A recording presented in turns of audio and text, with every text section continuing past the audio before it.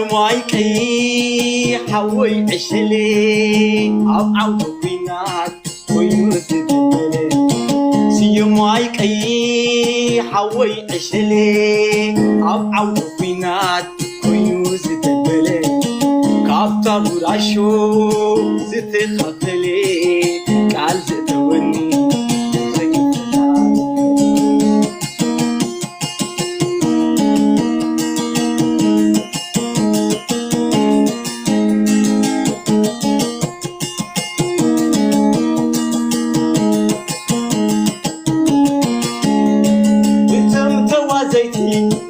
يعرفوا سلستي بدي عبيتي كعد قدمتاتي حتلتي أبريد أبيلو أبيلو بيلو حتى ملسو أبريد أبلي كي تملس قزو بعال سيوماي بعال كدراي حليف ميوم أبيلو بيلو حتى ملسو أبريد أبلي كي تملس قزو بعال سيوماي بعال كدراي حليف ميوم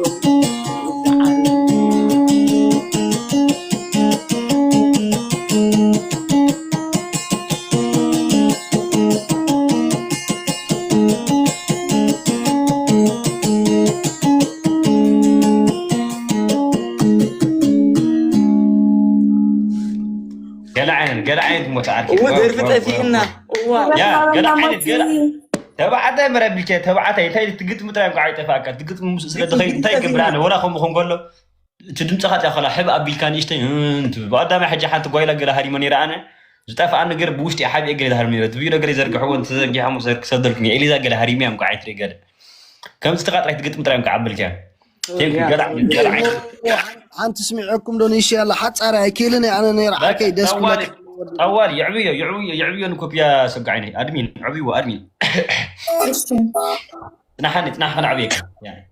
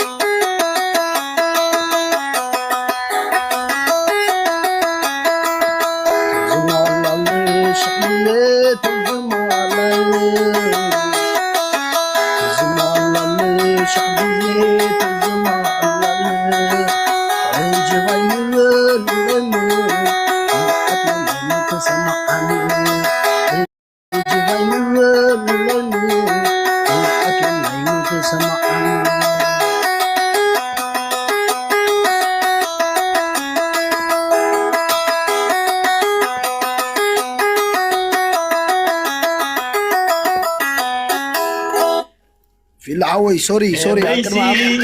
نزهزي ناشع مسواتي ديرين احوي كراري لو مع طريعه ينكي كوبي عركي توعتي قال عني قطمي دوت طريح حقي بتاعتي اوكي قطمي اسك حدا صحف تحتي قطم قال عين كوبي عركي من يخا قطمو طريح بتاعتي خلاص في اللي سحب اوكي في اللي سحب اوكي يردا قطم لكي اوكي تنح جيم اوفر عركي حاسه ملسك يا زعركي تنا حاسك ملسك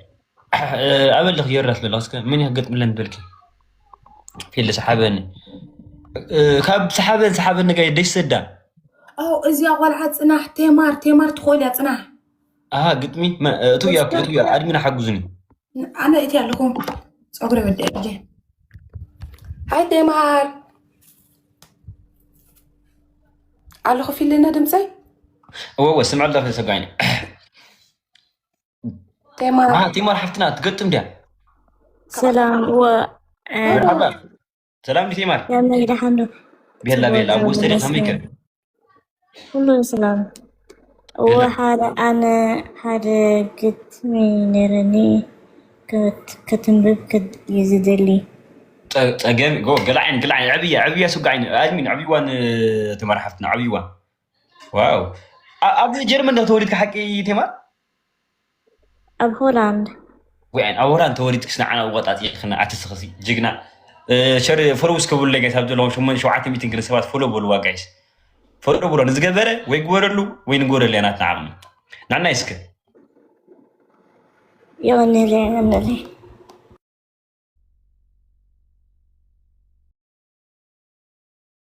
alright okay كجمرو okay. In honor of the brave and true, on June the 20th we stand. We look upon the skies of blue and honor those who saved this land. Through Nakfa's trenches, dark and deep, the brave Yigalo took their post, a 30-year-long vow to keep. The Warsaw now defends our coast. The candles glow against the night, a flame of hope that will not die. They gave their lives to give us light beneath a free and sovereign sky. We pledge to honor those who fell. Their sacrifice was not in vain. Of all their noble deeds we tell, but our free country shall forever remain. So glory to Eritrea and to the martyrs who gave their lives for us. Thank you. Thank you تماري Thank you أفضل هزوكا تانجلش فيك أنا ترددت حاجة عن تحقق ترجمة أنا ترددت إني واقع خفيلهم في نات أخذ بتوع هيزر له بحق ما جايز نصدق ده تحقق كيس حاجة إنجليش أفضل تحقق كيس أنا فري كم لو توا نات أخذ لو توا زهجر واقع خفيلهم كم لو توا بإنجليش سميع مالتي جنت قلت ردي تي منفس كلا سلازر داكا بزعمن تايزار باو دغرس دولوسي رد نغيري ثانك يو باي ذا واي تامر حفتنا ثانك يو قلعين انا كم شمعة مخيخهم هاجر كم زركبنا حيزر له بك عريخا كلتا خوينن سخا خم شبع حيزكا انا خاطا فري خم دوم صوا حيزه كلتا لقيبنا يالنا استرفا خاب تحت ردوم نغرو تبعتي تامر حفتنا تيمار ماني تاسكه أنا Okay, thank you, Anil. thank you. ماري أنا وين أرلو؟ أوكي نعي توي. ويدي ما أسكتريه ما لقيت اليوم أنا وين أرلو خدوا لو سكسم سحبوا مسك. أبز كيش ديوا أبتم بتقول مش. بدي إذن دي مخين فرقو أوكي زي قلعة سكاكارة هاجرنا تا عمت لما فريتهم يلا أول سام سمعنا كم تفرقوا تهاجر ساكه. ناس أبقى فري مالتي. هاي أعتقد عبد تخو أزمارينو. متى تخونو أزمارينو يا هاي أزمارينو سي قال نود قوم دار. كاتوز دولي قال سبات ما يكون نحد ودي نحد أزمارينو تلقاش نحد قال كتايت ولا مالتي. أزميراويت أزميرة نودي أزماري نحكي نودي توكل نحكي نحد ود أزماري كذا نحد تقول كاس أزمراويت حد دي أزميرة الكابكة أزمراو سريع طيب نقول كده أوكي بقى حاوفي ده زي إسك من يدلله أنا حكيت له بس طيب سنكي قلت من لك هذه نقول لحد نقول لحد نقول لحد بتناتهم ما حرينا خاطرهم ترجمهم قومي دبل رديكا حجي نحد ودي قومي خاطروا نحد والك قوميش قومي تايت مثلني حجي تايت لا قوم سلازلو نود سلاز ملكت نقول تاي ملكتنا نسقر إلى تك قال منك يخا نعرف زعلتنا يلي نتكاشر قوميش بعد قانقا صقم همصيلنا انديو ابناتنا هبرتسب فلاي ايطالي ستوب سلطان حجي دور مالتي نود دولت نقولك دولي زي زمارين حجي بايطاليا مصياتنا غير مكرايا زي ارمانا خيترفسي بانديرا لنا نصو علينا بزي قانقانا بايطالي بانديرا بالكو بانا بتغنيانا ارما يزبال اجري بوزح ነገር የማባላሽው ምናምን يا ግን ዳሓት ደምድና ያስዳሓን ቀንዲ ቋንቋ ዲት ምርዳ እንዲት አገዳሲ እንቋጣ ይንራዳ አለኸና እንቋም ዘንበበይና ፈሐፋድ ብላ ይኮነ አላትኒ ኦኬ ናስ ከተው እስከ አላትኒ ትደለኸ ይናስ ተዘይ ኮይኑ ናብ ክስታይ ክንሰግር ናብ እንደግም ካልእ ተለውናትም ቦታውን ገድፈልካ ስነ ጽሑፍ ኣነ ስነ ጽሑፍ ያዘላት እስከ حاوفي لا تكاريا لا تكا حنت دغمنا تغل هو جن كم زي حجي انا ونكرر حاسكم نمبر او كلا كم درفع عين ذاب ناي زغرسو مالتي ماشي تقمي عبي وادمين ابشر نويد قالت بهدي ولي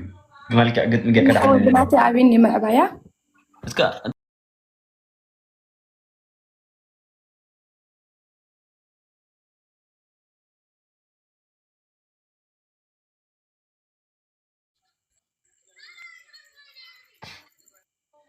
اوكي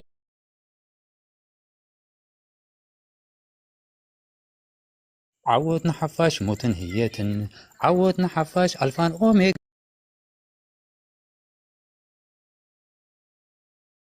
زيام كم مزمور داويت قبل بناز دقاقين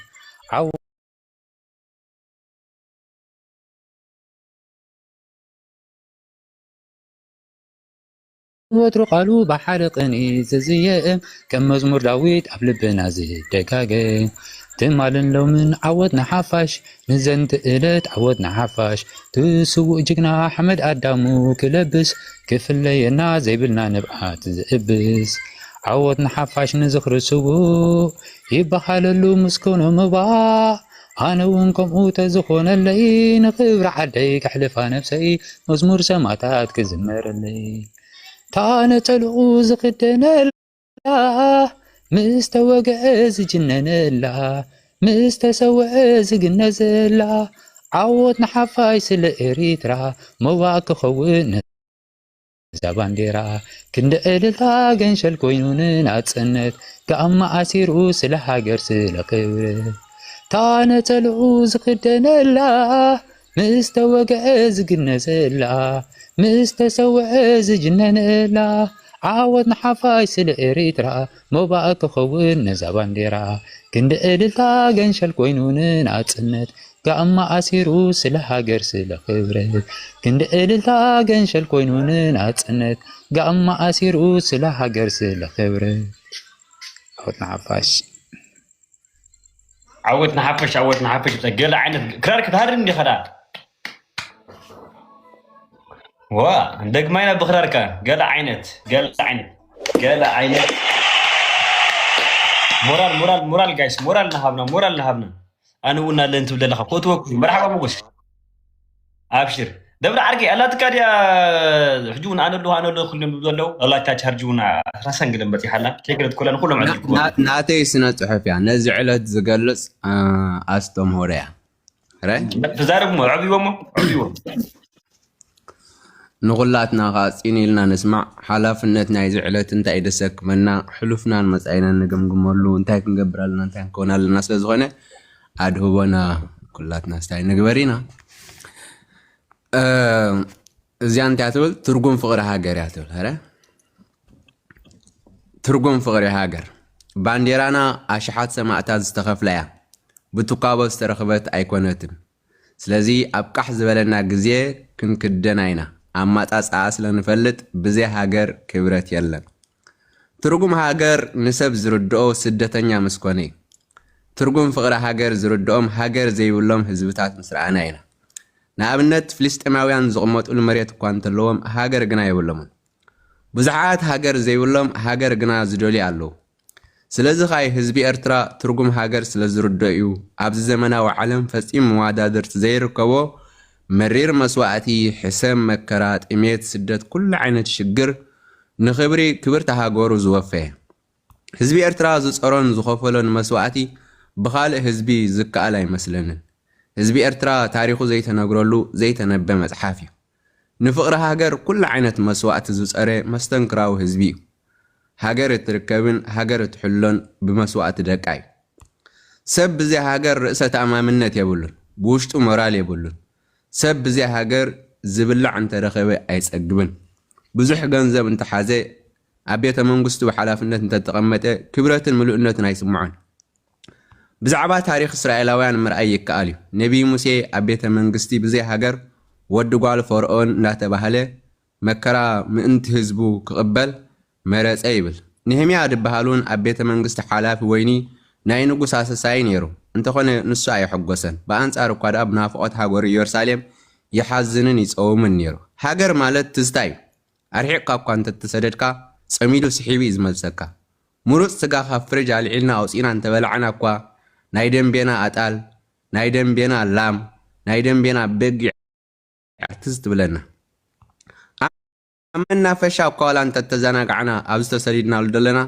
እንተኾነ ግን ሸኻ ዓድና እዩ ትዝ ዝብለና ኣብ መሐንበሲ ኣብ ባሕሪ እኳ እንተሓንበስና ናይ ዓድና ዛራን ዋሕዝን እዩ ዝዓበናሎም ሩባታት እዮም ትዝ ዝብሉና ብነፋሪት ብትሬን ብባቡር ሓፈሻዊ እኳ ዋላ እንተተጓዓዝና ዘዕበይና ኣድገ በቕሊ ፈረስ ገመል እዚኣቶም እዮም ትዝ ዝብሉና ኣብ ዓራት ፍርናሽ ሳሎን ዋላ እንተደቀስና እቲ ኩርኳሕ ንእዲ ማእሲ ድፋዓት እዚ ትዝ ዝብለካ ስለዚ ሃገር ማለት ትስታ ተዘኩረይ ኣብ ሰማይ ጠቀስ ቢላ እኳ ዋላ እንተነበርና ናይ ዓድና ኣግዶ ናይ ዓግና ህድሞ ናይ ዓድና ኣግነት እዚ ትዝ ዝብለካ ዋላ እኳ ብኮምፒተር እንተሰራሕና እቲ ናይ ህፃውንቲ ኮይና ንፃወተ ነበርና ብጭቃ ኣብ ቀማጢዕና ንፃወተ ነበርና ነዚ ትዝ ዝብለካ እምበኣር ፍቕሪ ሃገር ዝያዳ ዝርዳእካ ኣርሒቕካ ምስ ተሰደድካ እዩ ፍቕሪ ሃገር ማለት ሰብ ንመሬቱ ሰብ ንወገኑ ሰብ ንእምነቱ ሰብ ንባህሉ ሰብ ንሓጎሱ ሰብ ንሓዘኑ ንወግዑ ንኣፈ ታሪኹ ንቋንቁ ዝኸፍሎ መስዋዕት እዩ ፍቕሪ ሃገር ገዲፍካዮ እንተተሰደድካ ዘይሓድገካ እንተ ገዲፍካዮ ደድሕሪኻ ዝስዕበካ እዩ ስለ ዝኾነ ኢና እኳ ዋላ እኳ ኣብ ኣሜሪካ ኤውሮጳ ካናዳ ሓፈሻዊ ኣብ ሙላ ሃገራት ተሰዲድና እንተለና ብፍቕሪ ሃገርና ስለ ዝቐዳዕና ፍቕሪ ሃገርና ስለ ዘለና ኣርሒቕና ዋላ እኳ እንተተሰደድና ዝያዳ ንነፍቓን ንዝክራን እንዳዘከርካያ ምስከድካ ዝያዳ ብዛዕባ ሃገርካ ትጭነቐላ ከምቲ ንስኻ ኣብ ውሽጢ ሃገር ትነብር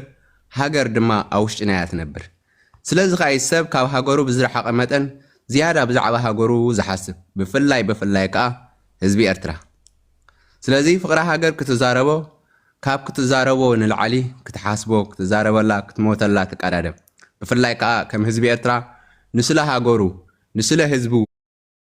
ንስለ መንነቱ ንስለ ባህብሉ ንስለ ቋንቁ ኮታስ ንስለ ኩሉ ክብርታቱ ከቢድ ዋጋ ዝኸፈለ ኣብ ታሪክ ህዝብታት ንምዃኑ ኣሎዶ እንተይልኩም ኣይመስለንን ኣነ ክስዋዕ ንስኻ ትረፍ ኣነ ክጸምእ ንስኻ ስተ ኣነ ክጠሚ ንስኻ ጽገብ ዝብል ተወፋያይ ጅግንነት ኣበይ ሃገር ይህሉ ከምዚ ዓይነት ኣብ ታሪክ መጽሓፍ ቅዱስ ምናልባት ጀጓኑ ቅዱሳን ሰማዕታት ኤርትራ ኣቦታትና ኣዴታትና ምስ ብዙሓት ሓያላት ናይ ዓለም ሓያላት ናይ ከባቢና ምስ ናይ ውሽጢ ጸላእቲ ተራጺሙ ሃገሮም ባህሎም እምነቶም ቋንቆም ዘየድፈሩ እዮም ከምቲ ኩላትና ንፈልጦ ሃይለ ስላሴ ንኤርትራ መሬታ እምበር ህዝባ ኣየድልየንን ከም ዝበለ ከም ኤርትራዊ ብፍቕሪ ሃገሩ ዝተቓጸለ ህዝቢ ኣብዚ ኸድካ ኸይድካ ዘይልወጥ ህዝቢ ንምዃኑ ኣሎዶ የለን ሰብ ንፍቕሪ ሃገሩ ብብዙሕ ክገልጽ ይፍትን እዩ ብማሰ ብመልቀስ ብደርፊ ብኣፈ ታሪክ ብኣካዳድና ብግጥሚ ኮታስ ብዝተኸኣሎ በቲ ዘለዎ ንፍቕሪ ሃገሩ ክገልጽ ይፍትን እዩ ከምዚ ንገልጾ ዘለና ማለት እዩ ግና በዚ እውን ፍቕሪ ሃገር ተገሊጽ ኣይትውዳእነ ፍቕሪ ሃገር ብትኽክል ዝገለጽዋ እንተልዮም ሰማዕታት ጀጋኒ ኤርትራ እዮም ስዋዓት እታ ዘይትትካእ ናታቶም መወዳእታ ህይወቶም ወፍዮምልና ትንፋሰም ሂቦም ትንፋስ ሰኺዖምልና ብትንፋሰም ካ ንንቀሳቐስ ኣለና ዘፍቀረ ኩሉ ክህብ ይኽእል እዩ ንፍቕሪ ሃገር ብትኽክል ዝገለጽዋ ግን ቅዱሳን ሰማዕታት ኤርትራ እዮም ፋጥማ ለምለም መሐመድ አብርሃም እዚኦም ምእንቲ ኤርትራ ተሰውዮም ምእንቲ አውራጃ ምእንቲ ቀቢላ ምእንቲ ክሳይ ኣይኮንን ንዑ ቀቢሮም እዮም ኣብዚ እዋን ካ ንሕና ወረስቶም ክሳብ ዝኾንና ሰብ ንሂወቱ ኣብ ክንዲ ዓርኹ በጃኽ ሕልፍ ካብ ዝዓቢ ፍቕሪ የልቦም ከም ዝተባሃለ ነንሓድሕድና ክንፈቐር ነንሓድሕድና ክንከባበር ይግባአና ዮሃንስ ወንጌል ምዕራፍ 15 ቁጥሪ 12 ከምታ ኣነ ዘፍቀርኩኹም ነንሓድሕድኩም ክትፋቐሩ ትእዛዘይ እዚ እዩ ሰብ ንሂወቱ ኣብ ክንዲ ዓርኹ በጃኽ ክሕልፍ ካብ ዝዓቢ ፍቕሪ የልቦን ይብል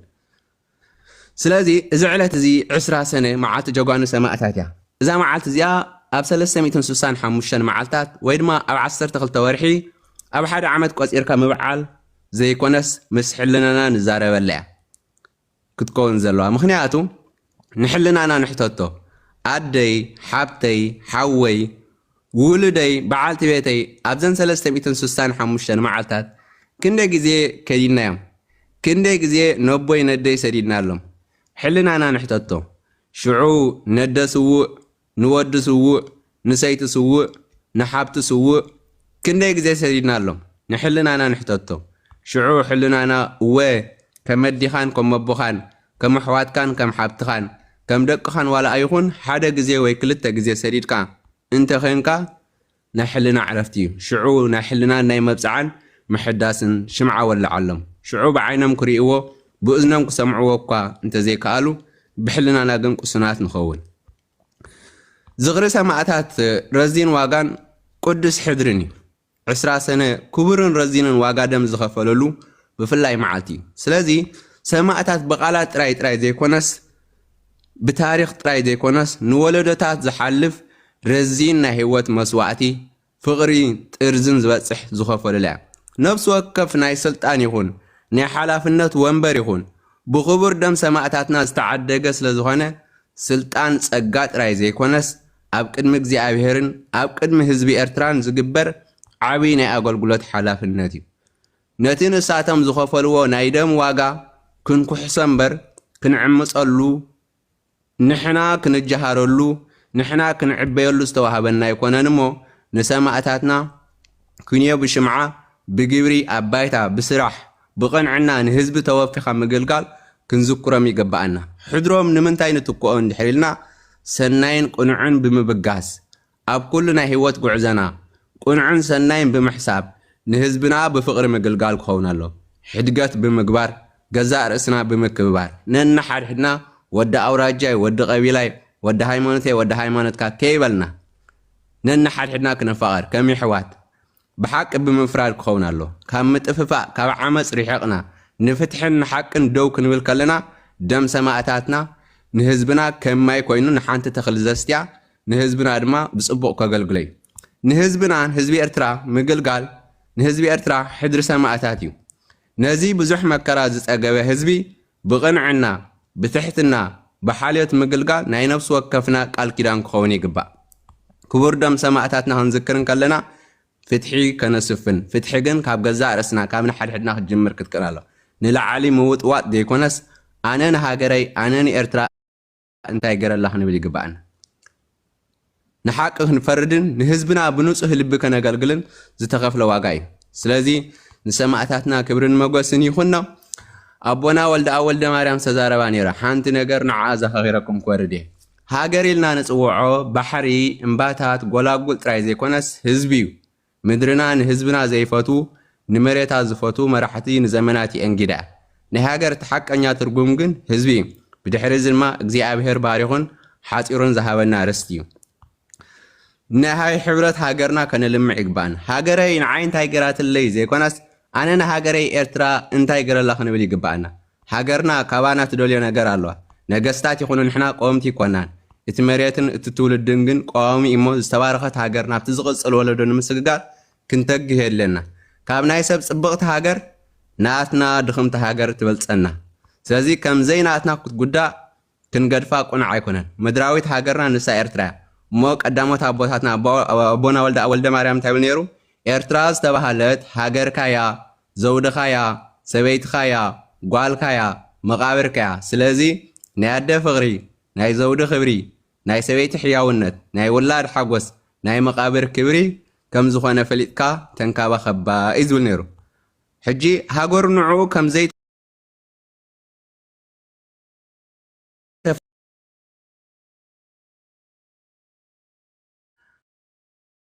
ሃገርና መንበሪና እኳ እንተዘይገበርናያ መቃብርናያ ስለዚ ናይ መቃብርና ምድርያ እሞ ክንዝክራን ብተግባር እውን ክንፈትዋን ክነፍቅራን ይግባአና ብዘይ ሃገር ክብረት ከም ዘየለ ነንዶ መርዓስ መልቀስ እኳ ድምቀት ዘይብሉ እዩ ነዴና ንፈትዋ በዓልቲ ፀጋ ስለ ዝኾነት ዘይኮነሲ ኣዴና ስለ ዝኾነት እያ ሃገርና ኤርትራዊ ንፈትዋ በዓልቲ ፀጋ ስለ ዝኾነት ዘይኮነሲ ናትና ሃገር ንሕና ከም ዜጋታት ስለ ዝተፀዋዕናላይ ክብርን መጎስን ንሰማዕታትና ወትሪ ዓወት ንሓፋሽ ይቐኒየለይ ብሓቂ ሰባይ ባዕሉ ወዲ ፍሬም ዳውሪ ኢሎም እንደ ኣፍሬዮም እንደ ዓደይ ማለት ብራቮ ሓወይ ኣብ መንጎ እቲ ድምፁ ሲ ናይ ውዲ ፍሬም ክኣትው ንፅን እየ ብእውነት ናይ ብሓቂ ደብሪ ዓርከይ ቃላት መግለፂ የብልና ናይ ብሓቂ ደብረ ሓውና ናይ ብሓቂ ሽም መርሕ ጥዋፍ የብርህ ናይ ብሓቂ ደብረ ኤርትራ ራስኻ እዚ ክብሩ ዝግብኦም ክዕርፉ ዝግብኦም ግን ዋጋ ከፊሎም ህይወቶም ከፊሎም ንዓና ንኽነብር ንሕና ንሃገርናን ህላወ ሃገርና ከረጋገፅ ንሕና ከዓ ብሓቂ ኣብ ሃገርና ከቢርና ቀሲና ንኽነብር ናይ ብሓቂ በጃ ዝኾኑ ክብርን መጎስን ንዕኦም ይኹኖም ንዓና ከዓ ስደሪምኒ ናይ ደብረሲ ክብሎ ፀንሐ በቃ ልክዕ ዓድና የኽብረትና እሱ ኮምፒተር ስኹንዱ ይትሕዝ ተረዲኻኒ ሚቃዓርኪ ኮምፒተር ስኹንዱ ሒዛት ክትገፀልካ ይትኽእል ናዚ ኤኣይ ደገለ ዝብልዎ ዝሕጂ ሓጂ ገለ ዝወፅኦ ዘለዎ ሲ መብርሂ ሃብን ኢልካስ ከምዚ መብርሂ ክህበካ ይትኽእልኒ እያ ማለት እዩ እዚ ኩሉ ኣብ ገይሩሲ ንዓና ከብርሃልና ንዓና ክዛረበና ንፀኒሑ ገለ ማለት እዩ እሞ ከዓ ዳርጋ ብኣፍ ሽም ዶ ዘለኹም ዝፅሒፉ ገለ ኸማና ኣይኮነ ናይ ብሓቂ እንታይ ነመስግነካ ካብ ልቢ ነመስግነካ ደብሪ ዓርኪ ኣጃ ቆፅሎ ብከምዚ ኢልካ እውን ብፍላይ ቢድዮ ከፊትካ ገለ ኣብቲ ናትካ ማስሜዳታት ከምዚ ኢልካ ሸርተት ትብል ብዙሕ ሰብ ምሃርካ ብዙሕ ሰብ ምዕባኻ ኣና እውን ነቲ ናትካ ቲክቶክ ከዓ ምዕበና የገለ ማለት እዩ ከምዚ ደድሊና ዘለና ዓና ከምዚ ገይሩ ስምዒት ናይ ሃገሩ ትሒዙ ከምዚ ናትካ ብሉፃት ሰባት ንኽፈሩ እዩ ሶ ቴንኪዩ ደብሪ ዓርኪ ካብ ልብና ማለት እዩ ደቄር ሰላም ያባኸላኻ 600 ሰባት ኣለኹም ኣብዚ ገዛ ፎሎ በልዎ እስከ ከምዚ ዓይነት ሰብ ያ ለጋይስ ነዚ ፎሎ በልዎ ኣብ ገዛይ መፅኻ ፎሎ ተባሃል ዝሓወይ ፎሎ ከብለክ እዚ ፎሎ ዘይተባሃለ ንመን ኢኻ ፎሎ ክትብል ጋይስ ንደባዕ ራያ ድራር ከማ ፎሎ ትብሎም ኣለኻ ገርመረ ካድም ዝውዕሉ እዚ ፎሎ ዘይተባሃለ መን ፎሎ ይበሃል ፎሎ በሉ ያላ ጋይስ ሞገስ ዓርከይ ግጥሚ ለጋዲ ወይ ግጥሚ ወይ ገለ 30 ለዋ 30% ለዋ ታርጀ ከይትغير ሁሉ አድርገው ነዚ መዓልቲ ዝውክል ናይ ተስፋይ መሓሪ ፍሒራ በዛ ዘላትና ዓቕሚ ክዝይም ጠገም የለም ይዕብዮ ቅድሚኡ ግን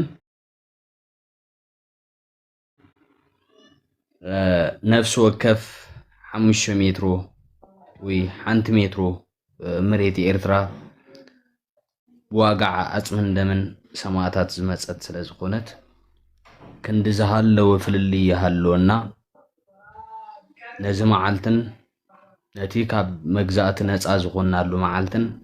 ክብሪ ዘይብሉ ንባዕሉ ክብሪ የብሉን ባይዘወይ ጀጋኑ ዘይኽብር ሕብረተሰብ እቲ ኣብ ዓለም እቲ ዝወደቐ ሕብረተሰብ ስለ ዝኾነ ነዞም ክብረታት እዚኦም ንኸይወድቁና ከም ዓንዲ ማእኸል ደልዲልና ክንሕዞም ዝግባአና እቶም ተተክእቲ ወለዶ ስለ ዝኾንና ፕሊስ ኣብዚ ኣተኩሮ ጌርና ክንሰርሕ እላቦ ፊላዓወይ ማለት ክንድቲ ዕድሜኻ ይኮንካን ግን ከማኻ ዓይነት መንእሰያት ወይ ተተከእት ወለዶ ኣገደስቲ ስለ ዝኾኑ ነቲ ዝመጽእ ወለዶ ታሪኽ ንኸይሽርሸር ከማኻ የብዝሓልና ቀፂለ ኣብታ ዜማ ይከብል ሎሙውን ከም ቀደም ከም ስብኪ ወላዲት ጀጋኑ ሕዋተይ ኣጆኺ ኣብ ክንዲ ደበስተም ቀዳሞት ተመቕሎም ድማሎሚ ንኡሳ